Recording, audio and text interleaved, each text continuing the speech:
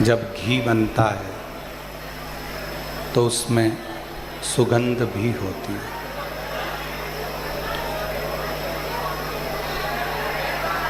दूध में कोई सुगंध नहीं है, पर दूध का जब तपाकर गरम कर कर उसको घोट कर जब दूध का घी बनाया जाता है तो उसमें सुगंध भी रहती है। शिव महापुराण की कथा कहती है, भगवान शंकर का चरित्र कहता है, शिव तत्व कहता है,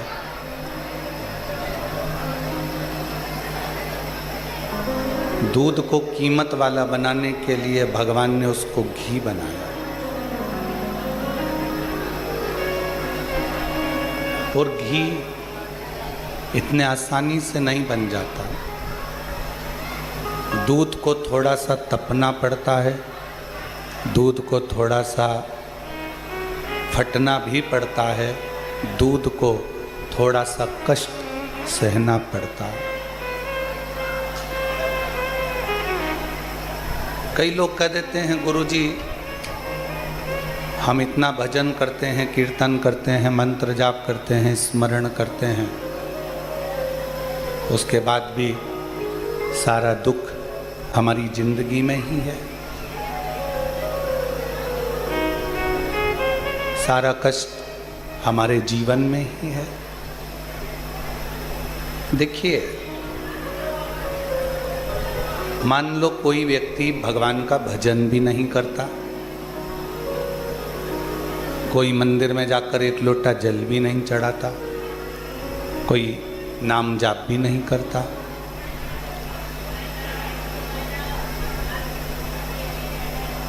उसने एक लोटा जल भी नहीं चढ़ाया, नाम जाप भी नहीं करा, स्मरण भी नहीं करा,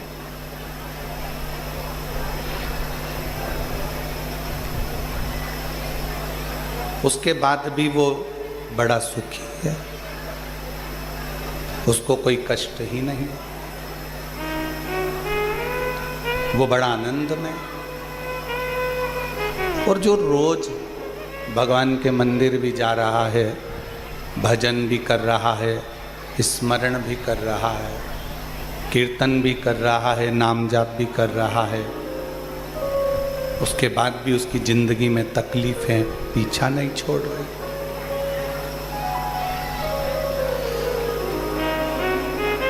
मिट्टी को जितना मूर्तिकार अच्छे से मसता है, उसको कष्ट देता है, उसको रौंदता है, मिट्टी की मूर्ति बर्तन उतना अच्छा बनता है। मान लो भगवान ने तुम्हारी किस्मत में थोड़ा सा दुख, थोड़ा सा कष्ट ज़्यादा लिखा है, तो ये चिंता मत करना कि भगवान हमको कष्ट ज़्यादा दे रहा है।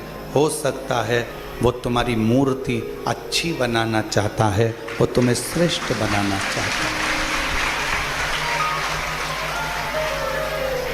वो कुछ अच्छा करना चाह रहा है, वो कुछ श्रेष्ठ करना चाहता है।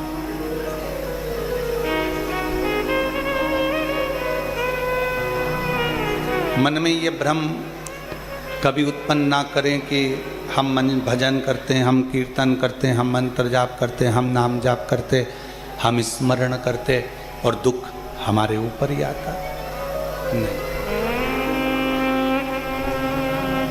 कोई संसार का ऐसा कोई व्यक्ति नहीं है जिसकी जिंदगी में थोड़ी ना थोड़ी तकलीफ नहीं है, थोड़ा ना थोड़ा कष्ट सबके जीवन में। बस कोई उस कष्ट को हंसकर झेल लेता है और कोई उस कष्ट को रोकर झेलता है।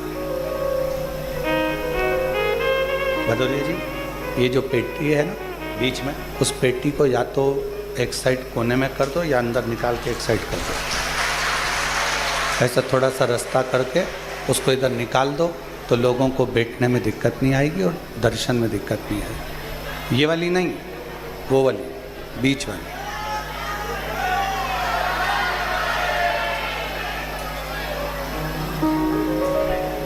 और मैंने तेरे ही भरोसे बाबा, तेरे ही भरोसे हवा विच उड़ती जागी बाबा डोर हथो छड़ी नामे कटी जावागी भोले मैं तेरी पतंग शंभु मैं तेरी पतंग हवा विच उड़ती जावागी बाबा डोर हथो छड़ी नामे कटी जावागी। कोई जीवन में थोड़ा बहुत कष्ट, थोड़ा बहुत दुख, थोड़ी बहुत तकलीफ है अगर आ रही है तो ये चिंता ना करें कि हम भजन करते, कीर्तन करते, मंत्र जाप करते, स्मरण करते, उसके बाद भी भगवान हमको ही दुख दे रहा है।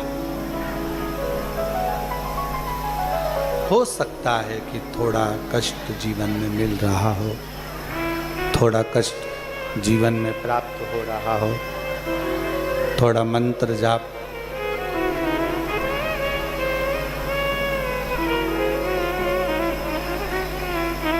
होने दो। फिर कोई कहे कि गुरुजी वो हमारे पड़ोसी हैं, हमारे रिश्तेदार हैं, कभी भगवान का भजन नहीं करते, कीर्तन नहीं करते, मंत्र जाप नहीं करते, स्मरण नहीं करते।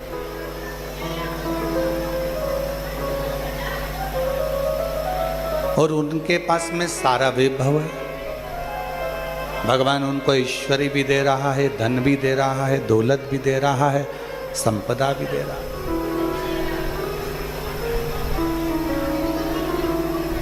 हो सकता है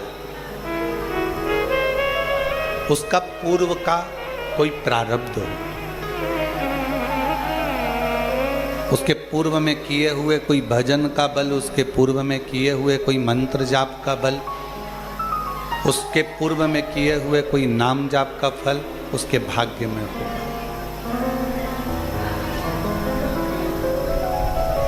और हमें जो मिल रहा है वो भी हमारे पूर्व के प्रारब्ध का है।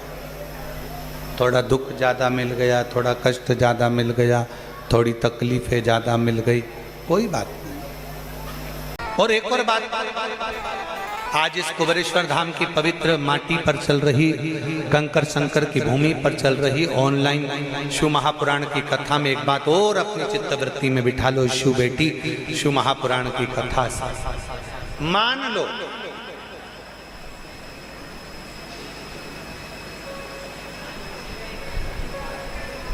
शरीर के किसी भी अंग में अगर गांठ हो गई, बहुत बड़ा रोग हो गया, बहुत बड़ा रोग हो गया, डॉक्टर को दिखाइए, दवाइयां लीजिए, जांचें कराइए। और शंकर जी की 5 लड़कियां, पहले नंबर पर जया, 5 बेलपत्र लेकर जाओ। एक बेलपत्र जया शिव शंकरा, जम के बोलो, जया शिव शंकरा। एक बेलपत्र अशोक सुंदर वाली जगह पर समर्पित कर। दूसरी विषहरा शिव शंकरा गणेश जी की जगह पर अर्पित कर। श्यामली बारी शिव शंकरा कार्तिकेय की जगह पर समर्पित कर।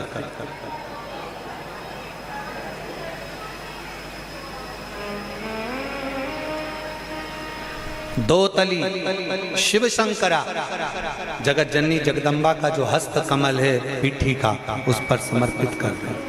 और देव, जम के बोलो, देव शिव शंकरा कहकर शिवलिंग पर समर्पित कर। 5 बेलपत्र लोटा भरकर जल लेकर गए हो, 5 स्थान पर धीरे धीरे समर्पित करें और आपके शरीर में जो रोग है, बीमारी है, उसका स्मरण कराते हुए बाबा को जल चढ़ाते हुए जल का थोड़ा सा भाग 5 बेलपत्र में से कोई सी भी एक बेलपत्र वो लेकर, आप पहले दिन गए हो, तुम्हें याद रहना चाहिए कि आज मैंने कौन सी बेलपत्र ली है। गणेश जी के स्थान की बेलपत्र ले लो, दूसरे दिन अशोक सुंदरी की बेलपत्र ले लो, तीसरे दिन कार्तिकेय की बेलपत्र ले लो, चौथे दिन पार्वती के हस्त कमल की बेलपत्र ले लो और 5वें दिन शिव के शिवलिंग की बेलपत्र ले लो। ऐसा क्रम बना लो। 5 दिन 5 बेलपत्र चढ़ाना है और एक एक बेलपत्र लेकर आना है। सुबह खाली पेट उस बेलपत्र को खाइए और थोड़ा सा जलपान कर बाबा का जो जल है उसका आचमन करो, शिव जी से विनय करो। 5 दिन के बाद में फिर वापस जांच करवाइए, धीरे धीरे शरीर में जो रोग है वो समाप्त की ओर जाए। जो डॉक्टर दवाई दे वो दवाई खाओ, जो डॉक्टर जांच का बोले जांच कराओ। डॉक्टर शंकर का एक रूप है, जैसा डॉक्टर बोले वैसा करो, पर साथ में शंकर के प्रति एक विश्वास रखकर उसकी दृढ़ता भी धारण करो। व्यक्ति कर्म ही ना करे और सोचे कि मुझे मंजिल मिल जाए तो ये बहुत कठिन। समंदर, समुद्र अच्छे से अच्छे जहाज को भी डुबा देता है।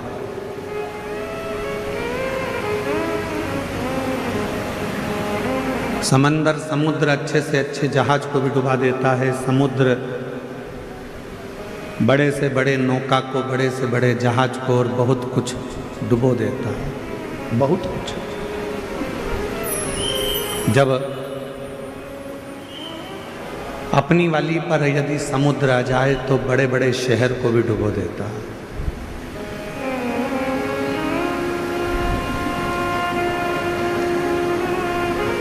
समंदर, समुद्र जहाज डुबो देता है, बड़े बड़े क्रूज डुबो देता है, बड़े बड़े शहर को भी वो अपने अंदर सामर्थ्यता रखता है डुबोने की। पर समंदर, समुद्र एक घास के तिनके को डुबो नहीं पाता है। एक घास का तिनका,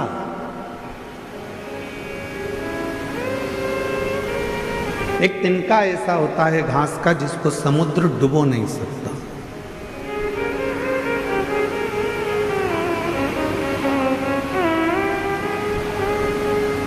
किसी ने समंदर से कहा, समुद्र से कहा कि तुमने पूरा जहाज डुबो दिया, तुमने पूरी बस्तियां डुबो दी, तुमने कई शहर डुबो दिए, तुमने कई नगर डुबो दिए, ना जाने तुमने कितना कितना जहाज, कितने कितने क्रूज अंदर डुबो दिए, और तुम एक घास का तिनका नहीं डुबा पा रहे। एक घास का तिनका तुम डुबा नहीं सके।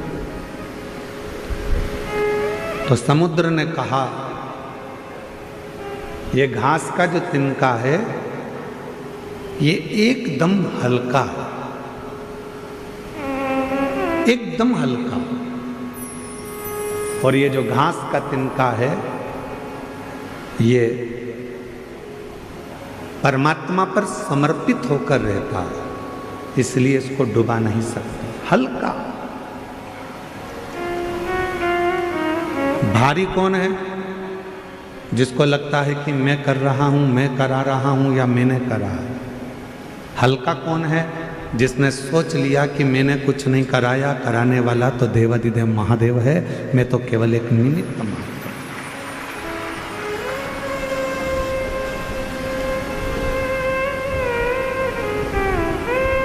फैक्ट्री में काम करने वाले मालिक को ज़्यादा चिंता होती है कि फैक्ट्री में काम करने वाले मजदूर को ज़्यादा चिंता होती है फैक्ट्री की? फैक्ट्री की चिंता मजदूर को ज़्यादा नहीं होती, फैक्ट्री की चिंता मालिक को ज़्यादा होती है। बिजली का बिल जमा हुआ कि नहीं हुआ, फैक्ट्री में यह काम हुआ कि नहीं हुआ, फैक्ट्री में यह कार्य होना था हुआ कि नहीं हुआ। मजदूर को तो नौकरी करना है, उसको तो तनख्वाह मिलेगी। तुम्हारा बिजली का बिल जमा हो चाहे ना हो, तुमने कोई कार्य किया हो चाहे ना किया, उसको तो तनख्वाह मिला। चिंता किसको?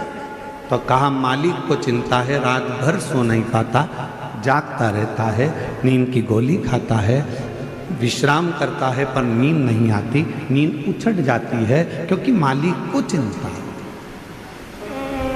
नौकर को, काम करने वाले को, सेवादार को कोई चिंता नहीं, चिंता मालिक को। उसी तरह